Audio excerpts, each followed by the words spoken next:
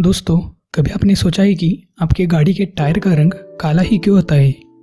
Bicycle से लेकर aeroplane तक सभी के टायर का रंग काला ही होता है।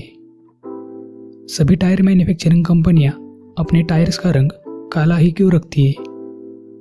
ये सवाल जितना इंटरेस्टिंग है उतना ही इंटरेस्टिंग इसके पीछे का राज भी है। पर उससे पहले हमें टायर के हिस्ट्री पर गौर करना होगा। तो इस वीडियो में हम देखेंगे कि टायर की हिस्ट्री क्या है और साथ ही वीडियो के एंड में हम देखेंगे कि टायर का रंग हमेशा काला ही क्यों होता है। तो बने रहिए आखिर तक और चैनल को सब्सक्राइब करना बिल्कुल भी ना भूलिए, क्योंकि ऐसे ही इंटरेस्टिंग वीडियोस इस चैनल पर आते रहते हैं। सबसे शुरुआती टायर चमड़े के बैंड से बने थे, तब लोहे और फिर बाद में स्टील को लकड़ी के पहियों पर रखा जाता था।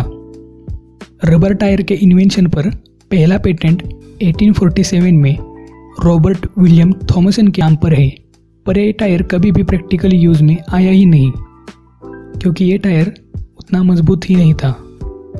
बाद में आयरलैंड के सबसे प्रसिद्ध जानवरों के डॉक्टर जॉन बॉयड डनलॉप, इन्होंने 1888 में पहला ऐसा टायर बनाया जो कि प्रैक्टिकली यूज किया जाने लगा था।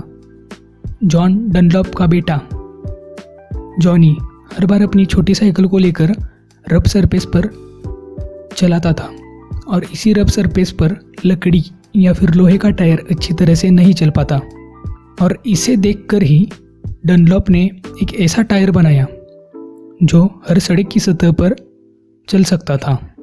1889 में साइकिल रेसर विली ह्यूम ने इसी टायर को यूज करके पहले आयरलैंड और फिर इंग्लैंड की रेस में जीत हासिल की, और उसी के साथ ये टायर केवल साइकिल और हल्के वाहनों में ही यूज किया जाने लगा था।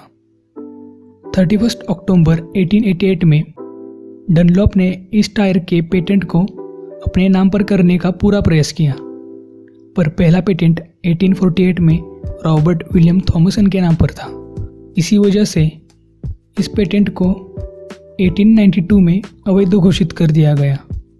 पर जॉन डनलॉप यही रुकने वाले नहीं थे।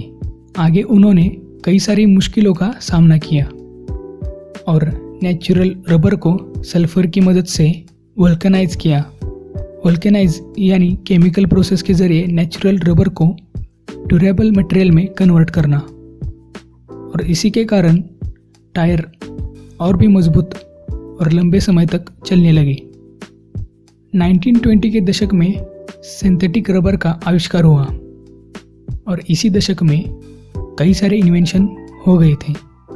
1946 में मिशेलिन नाम के बंदे ने इसी सिंथेटिक रबर का उपयोग करके टायर को और भी मजबूत बनाया।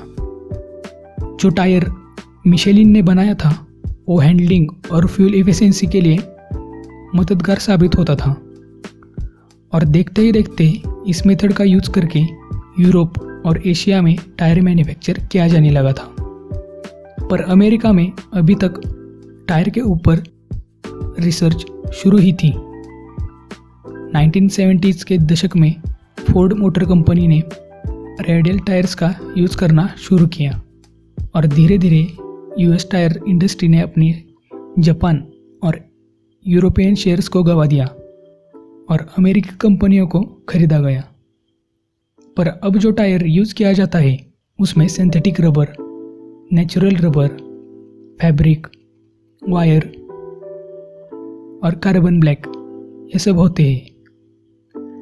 सिंथेटिक रबर से रोलिंग रेजिस्टेंस, वियर और ट्रैक्शन में इम्प्रूवमेंट होती है। नेचुरल रबर की वजह से टियर और फटीग क्रैक रेजिस्टेंस इंक्रीज होता है। स्टील वायर से वियर परफॉर्मेंस और टायर हैंडलिंग में मदद होती है।